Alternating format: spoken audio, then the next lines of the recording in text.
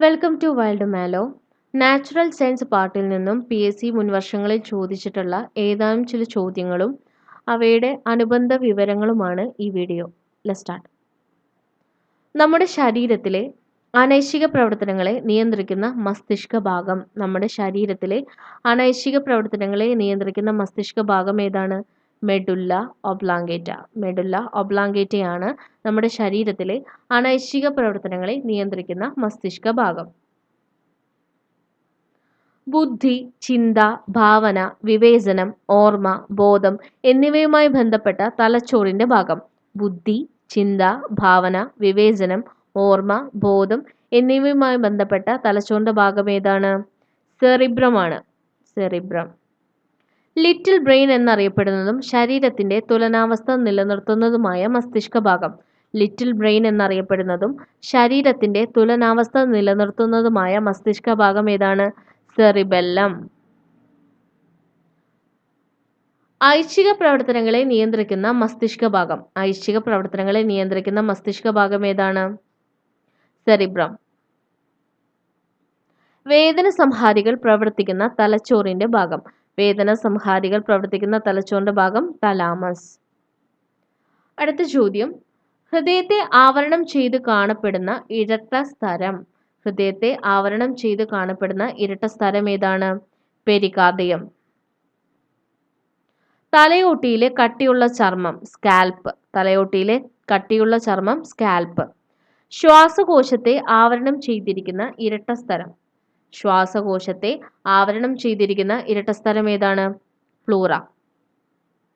തലച്ചോറിനെ സംരക്ഷിക്കുന്ന അസ്ഥിപേടകം. തലച്ചോറിനെ സംരക്ഷിക്കുന്ന അസ്ഥിപേടകം ഏതാണ്? കപാലം അഥവാ ക്രേനിയം. കപാലം അഥവാ ക്രേനിയം. അടുത്ത ക്വസ്റ്റ്യൻ, ഓർഗൻ ഓഫ് കോർട്ടി എന്നത് ഏത് അവയവുമായി ബന്ധപ്പെട്ടിരിക്കുന്നത്? ഓർഗൻ ഓഫ് കോർട്ടി എന്നത് ഏത് അവയവുമായി ബന്ധപ്പെട്ടിരിക്കുന്നു? ചെവി. ശരീരത്തിന്റെ തുലന നില പാലിക്കാൻ സഹായിക്കുന്ന അവയവം. ശരീരത്തിന്റെ തുലന നില പാലിക്കാൻ സഹായിക്കുന്ന അവയവം ഏതാണ്? ചെവിയാണ്. കണ്ണിലെ കാവൽക്കാർ എന്ന് അറിയപ്പെടുന്നത് ഏതാണ്? കണ്ണിലെ കാവൽക്കാർ കൺപോളകൾ. വ്യത്യസ്ത രുചികൾ തിരിച്ചറിയാൻ സഹായിക്കുന്ന നാക്കിലെ ഭാഗം. വ്യത്യസ്ത രുചികൾ തിരിച്ചറിയാൻ സഹായിക്കുന്ന നാക്കിലെ ഭാഗം ഏതാണ്? സ്വാദുമുകുളങ്ങൾ. മനുഷ്യ ശരീരത്തിലെ താപനില സ്ഥിരമായി നിലനിർത്തുന്ന അവയവം. മനുഷ്യ ശരീരത്തിലെ താപനില സ്ഥിരമായി നിലനിർത്തുന്ന അവയവം ഏതാണ്? ത്വക്കാണ്. മനുഷ്യ ശരീരത്തിലെ ഏറ്റവും വലിയ ജ്ഞാനേന്ദ്രിയം. മനുഷ്യ ശരീരത്തിലെ ഏറ്റവും വലിയ ജ്ഞാനേന്ദ്രിയം ഏതാണ്? അത് ത്വക്കാണ്. മനുഷ്യ ശരീരത്തിലെ ഏറ്റവും വലിയ ജ്ഞാനേന്ദ്രിയം ത്വക്കാണ്. കണ്ണിൽ പ്രതിബിംബം രൂപം കൊള്ളുന്ന പാളി ഏതാണ്? റെറ്റിന. കണ്ണിൽ പ്രതിബിംബം രൂപം കൊള്ളുന്ന പാളി റെറ്റിനയാണ്. ശ്രവണത്തിന് സഹായിക്കുന്ന ചെവിയിലെ ഭാഗം. ശ്രവണത്തിന് സഹായിക്കുന്ന ചെവിയിലെ ഭാഗം ഏതാണ്? കോക്ലിയ. നാക്കിന്റെ ചലനവുമായി ബന്ധപ്പെട്ട നാഡി. നാക്കിന്റെ ചലനവുമായി ബന്ധപ്പെട്ട നാഡി ഹൈപ്പോഗ്ലോബിൻ നാഡിയാണ്. ഹൈപ്പോഗ്ലോബിൻ നാഡിയാണ് നാക്കിന്റെ ചലനവുമായി ബന്ധപ്പെട്ട നാഡി. അടുത്ത ക്വസ്റ്റ്യൻ, സൂര്യപ്രകാശമേൽക്കുന്ന ഒരു മനുഷ്യ ശരീരത്തിന് ഏത് വിറ്റാമിൻ ലഭിക്കുന്നതായിട്ടാണ് ശാസ്ത്ര പഠനങ്ങൾ തെളിയിക്കുന്നത്? സൂര്യപ്രകാശമേൽക്കുന്ന ഒരു മനുഷ്യ ശരീരത്തിന് ഏത് വിറ്റാമിൻ ലഭിക്കുന്നതിനായിട്ടാണ് ശാസ്ത്ര പഠനങ്ങൾ തെളിയിക്കുന്നത്? വൈറ്റമിൻ ഡി ആണ്. ഓറഞ്ച്, നാരങ്ങ, നെല്ലിക്ക എന്നിവയിൽ നിന്ന് ലഭിക്കുന്ന വൈറ്റമിൻ. ഓറഞ്ച്, നാരങ്ങ, നെല്ലിക്ക എന്നിവയിൽ നിന്ന് ലഭിക്കുന്നത് വൈറ്റമിൻ സി. ഇലക്കറികളിൽ നിന്ന് ധാരാളമായി ലഭിക്കുന്ന വൈറ്റമിൻ ഏതാണ്? വിറ്റാമിൻ എ ആണ് ഇലക്കറികളിൽ നിന്ന് ധാരാളമായിട്ട് ലഭിക്കുന്നത്. തവിടിൽ ധാരാളമായിട്ട് അടങ്ങിയിരിക്കുന്ന വൈറ്റമിൻ വിറ്റാമിൻ B1 ആണ്. തവിടിൽ ധാരാളമായിട്ട് അടങ്ങിയിരിക്കുന്നത് വിറ്റാമിൻ B1. ശരീരത്തിൽ കാൽസ്യത്തിന്റെ ആഗിരണത്തെ ഉത്തേജിപ്പിക്കുന്ന വിറ്റാമിൻ ഏതാണ്? വിറ്റാമിൻ ഡി ആണ്. ശരീരത്തില് കാൽസ്യത്തിന്റെ ആഗിരണത്തെ ഉത്തേജിപ്പിക്കുന്ന വിറ്റാമിൻ ഡി ആണ്. രക്തം കട്ട പിടിക്കുന്നതിന് സഹായിക്കുന്ന വിറ്റാമിൻ. രക്തം കട്ട പിടിക്കാൻ സഹായിക്കുന്നത് വിറ്റാമിൻ കെ. അടുത്ത ക്വസ്റ്റ്യൻ, ശരീരവളർച്ച നിയന്ത്രിക്കുന്ന ഹോർമോൺ ഏതാണ്? ശരീരവളർച്ച നിയന്ത്രിക്കുന്ന ഹോർമോൺ ഏതാണ്? സൊമാറ്റോട്രോപ്പിൻ. സൊമാറ്റോട്രോപ്പിൻ ആണ് ശരീരവളർച്ചയെ നിയന്ത്രിക്കുന്നത്. സൊമാറ്റോട്രോപ്പിൻ ഉൽപ്പാദിപ്പിക്കുന്ന ഗ്രന്ഥി ഏതാണ്? പീയൂഷ ഗ്രന്ഥി അഥവാ പിറ്റ്യൂട്ടറി ഗ്രന്ഥി. സൊമാറ്റോട്രോപ്പിൻ ഉൽപ്പാദിപ്പിക്കുന്നത് പീയൂഷ ഗ്രന്ഥിയാണ്. സൊമാറ്റോട്രോപ്പിന്റെ ഉൽപാദനം അധികമാകുന്നതിന്റെ ഫലമായി കുട്ടികളിൽ ഉണ്ടാകുന്ന രോഗമാണ് എന്ത്? ഭീമാകാരത്വം.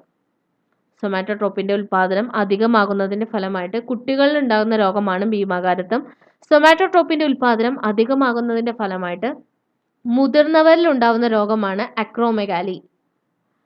സൊമാറ്റോട്രോപ്പിന്റെ ഉൽപാദനം അധികമാകുന്നതിന്റെ ഫലമായിട്ട് മുതിർന്നവരിൽ ഉണ്ടാകുന്ന രോഗമാണ് അക്രോമെഗാലി. ശരീരത്തിലെ ജലത്തിന്റെ അളവ് ക്രമീകരിക്കുന്ന ഹോർമോൺ ഏതാണ്? വാസോപ്രസിൻ ആണ് ശരീരത്തിലെ ജലത്തിന്റെ അളവ് ക്രമീകരിക്കുന്നത്. സാധാരണ വ്യക്തിയുടെ ഡിസ്റ്റളിക് പ്രഷർ എത്രയാണ്? സാധാരണ ഒരു വ്യക്തിയുടെ ഡിസ്റ്റളിക് പ്രഷർ എത്രയാണ്? 120 mmHg ആണ്. 120 mmHg. മനുഷ്യന്റെ സാധാരണ രക്തസമ്മർദ്ദം എത്രയാണ്? 120/80 mmHg ആണ്. മനുഷ്യന്റെ ഡയസ്റ്റോളിക് പ്രഷർ 80 mmHg.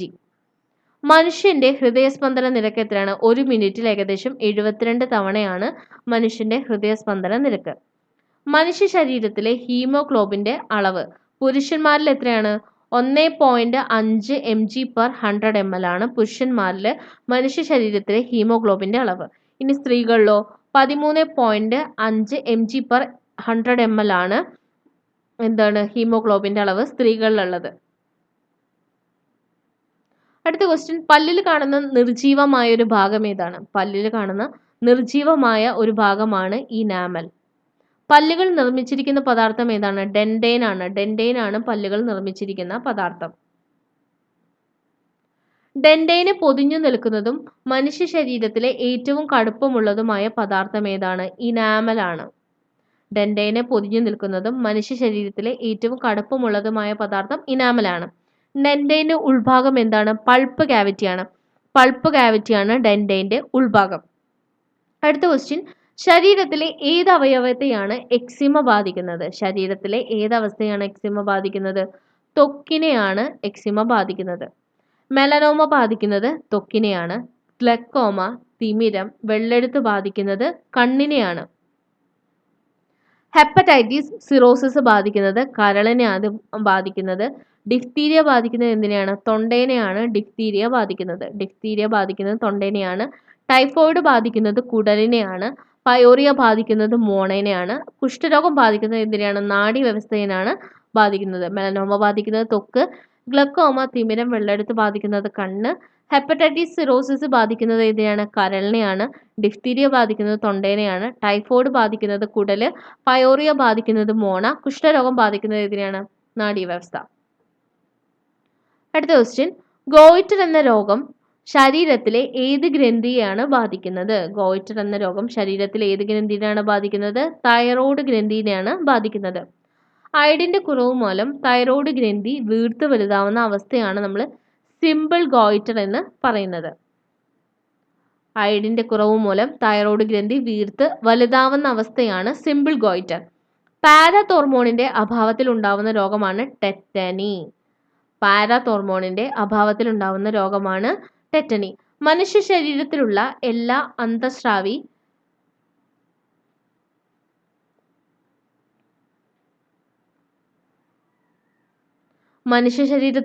എല്ലാ അന്തഃസ്രാവി ഗ്രന്ഥികളെയും നിയന്ത്രിക്കുന്ന ഗ്രന്ഥി ഏതാണ്? പീയൂഷ ഗ്രന്ഥി അഥവാ പിറ്റ്യൂട്ടറി ഗ്രന്ഥിയാണ്. തൈമസ് ഗ്രന്ഥി ഉൽപ്പാദിപ്പിക്കുന്ന ഹോർമോൺ ഏതാണ്? തൈമോസിൻ ആണ്. തൈമോസിൻ ആണ് തൈമസ് ഗ്രന്ഥി ഉൽപ്പാദിപ്പിക്കുന്ന ഹോർമോൺ. അടുത്തൊരു ക്വസ്റ്റ്യൻ ആണ്, രക്തം കട്ട പിടിക്കാതിരിക്കുന്ന രോഗം ഏതാണ്? രക്തം കട്ട പിടിക്കാതിരിക്കുന്ന രോഗമാണ് ഹീമോഫീലിയ. പാരമ്പര്യ ജനിതക രോഗങ്ങളാണ് ഈ ഹീമോഫീലിയ, സിക്കിൾ സെൽ അനീമിയ, അതേപോലെ കളർ ബ്ലൈൻഡൻസ്, പിന്നെന്താണ് ഹണ്ടിങ്ടൺസ്. ഈ രോഗങ്ങളൊക്കെ എന്താണ്? പാരമ്പര്യ ജനിതക രോഗങ്ങളാണ്. Haemophilia, sickle cell anaemia, colour blindness, അതുപോലെ ഹണ്ടിങ്ടൺസ് ഒക്കെ എന്ന് പറയുന്ന രോഗമൊക്കെ പാരമ്പര്യ ജനിതക രോഗങ്ങളാണ്.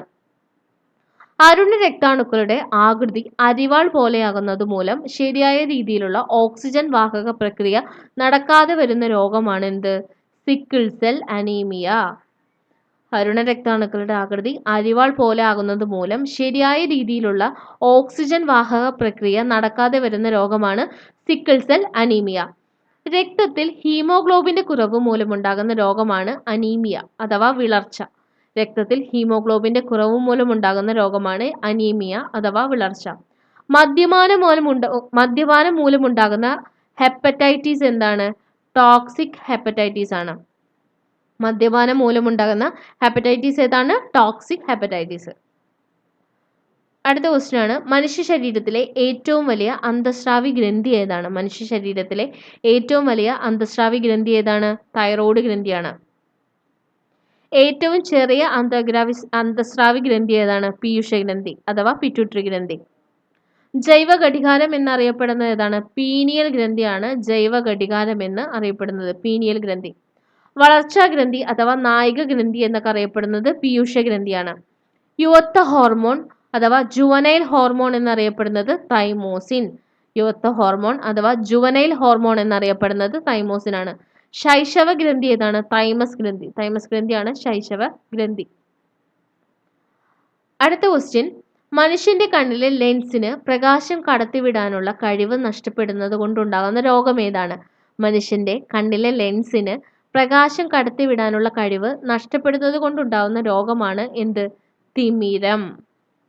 നിറങ്ങൾ തിരിച്ചറിയാൻ കഴിയാത്ത അവസ്ഥ, അതാണ് വർണ്ണാന്ധത അഥവാ ഡാൽട്ടനിസം. നിറങ്ങൾ തിരിച്ചറിയാൻ കഴിയാത്ത അവസ്ഥയാണ് വർണ്ണാന്ധത അഥവാ ഡാൽട്ടനിസം. നേത്രഗോളത്തിലെ മർദ്ദം അസാധാരണമായി വർദ്ധിക്കുന്ന അവസ്ഥയാണ് ഗ്ലോക്കോമ. നേത്രഗോളത്തിലെ മർദ്ദം അസാധാരണമായിട്ട് വർദ്ധിക്കുന്ന അവസ്ഥയാണ് ഗ്ലോക്കോമ. കണ്ണിലെ പേശികളുടെ സമന്വിത ചലനം സാധ്യമാകാതിരിക്കുന്ന അവസ്ഥയാണ് കോങ്കണ്ണ്. കണ്ണിലെ പേശികളുടെ സമന്വിത ചലനം സാധ്യമാകാതിരിക്കുന്ന അവസ്ഥയാണ് കോങ്കണ്ണ്. അടുത്തുള്ള വസ്തുക്കളെ വ്യക്തമായിട്ട് കാണാൻ കഴിയാത്ത അവസ്ഥയെയാണ് നമ്മൾ ദീർഘദൃഷ്ടി അഥവാ ഹൈപ്പർമെട്രോപ്പിയ എന്ന് പറയുന്നത്. അടുത്തുള്ള വസ്തുക്കളെ വ്യക്തമായിട്ട് കാണാൻ കഴിയാത്ത അവസ്ഥയാണ് ദീർഘദൃഷ്ടി. അകലെയുള്ള വസ്തുക്കളെ വ്യക്തമായിട്ട് കാണാൻ സാധിക്കാത്ത അവസ്ഥയാണ് ഹ്രസ്വദൃഷ്ടി. അകലെയുള്ള വസ്തുക്കളെ വ്യക്തമായിട്ട് കാണാൻ സാധിക്കാത്ത അവസ്ഥയാണ് ഹ്രസ്വദൃഷ്ടി അഥവാ മയോപ്പിയ. അപ്പോൾ ഇത്രയും ക്വസ്റ്റ്യൻസും അവരുടെ അനുബന്ധ വിവരങ്ങളുമാണ് ഇന്ന് നോക്കിയിട്ടുള്ളത്.